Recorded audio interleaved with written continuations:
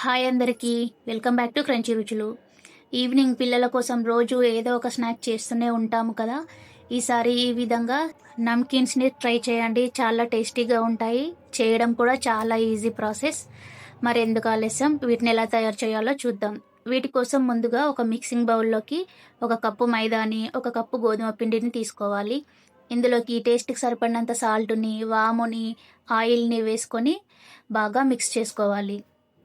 ఈ ఇంగ్రీడియంట్స్ అన్నీ బాగా కలిసే విధంగా కలుపుకుంటూ ఈ పిండిని బాగా ఇలా ప్రెస్ చేస్తూ కలుపుకోవాలి.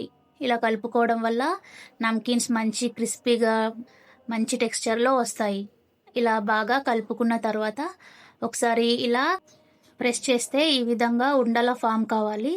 తర్వాత ఇందులోకి కొంచెం కొంచెం వాటర్ని వేసుకుంటూ చపాతీ పిండి కన్సిస్టెన్సీలో కలుపుకోవాలి. ఈ విధంగా బాగా ప్రెస్ చేసుకుంటూ సాఫ్ట్ చపాతీ పిండిలాగా ఈ విధంగా కలుపుకోవాలి. ఇలా కలుపుకున్న పిండిని ఒక 5-10 నిమిషాల పాటు పక్కన పెట్టుకోవాలి. 10 మినిట్స్ తర్వాత మళ్ళీ ఒకసారి ప్రెస్ చేసుకొని ఇందులోంచి హాఫ్ పోర్షన్ పిండిని తీసుకొని బాగా ప్రెస్ చేసుకొని కొద్దిగా పొడి పిండిని చల్లుకుంటూ చపాతీలాగా ప్రెస్ చేసుకోవాలి. మరీ పల్చగా కాకుండా మరీ మందంగా కాకుండా ఈ చపాతీలని రెడీ చేసుకోవాలి. ఇలా చపాతీని రెడీ చేసుకున్న తర్వాత ఒక నైఫ్ సహాయంతో వీటిని అన్ని సమానంగా స్క్వేర్ షేప్లో కట్ చేసుకోవాలి. ఇలా అన్నిటినీ కట్ చేసుకున్న తర్వాత ఒక్కొక్క స్క్వేర్ని తీసుకొని ఈ విధంగా వీడియోలో చూపిస్తున్న విధంగా ఫోల్డ్ చేసుకోవాలి. ఆపోజిట్ కార్నర్స్ని ఒకసారి కిందికి ఫోల్డ్ చేసి మరొకసారి రివర్స్లో పైనకి ఫోల్డ్ చేస్తే ఈ విధంగా మంచి ఫ్లవర్ షేప్లో వచ్చేస్తుంది.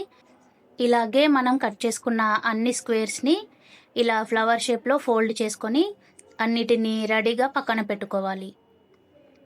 తర్వాత స్టవ్ పైన ప్యాన్ పెట్టుకొని ఆయిల్ని హీట్ చేసుకొని మీడియం ఫ్లేమ్లో ఆయిల్ హీట్ అయిన తర్వాత మనం రెడీ చేసి పెట్టుకున్న ఈ నమ్కిన్స్ని ఒక్కొక్కటిగా వేసుకుంటూ ఫ్రై చేసుకోవాలి. ఆయిల్ మరీ ఎక్కువగా వేడైతే ఇవి వేయగానే తొందరగా మాడిపోతాయి. అందుకని ఆయిల్ కొంచెం వేడైన తర్వాత వీటిని వేసుకొని మీడియం ఫ్లేమ్లోనే ఈ విధంగా మంచి కలర్లోకి వచ్చేంత వరకు ఫ్రై చేసుకోవాలి. అంతే అండి, ఎంతో టేస్టీగా క్రిస్పీగా ఉండే నమ్కిన్స్ రెడీ అయిపోతాయి.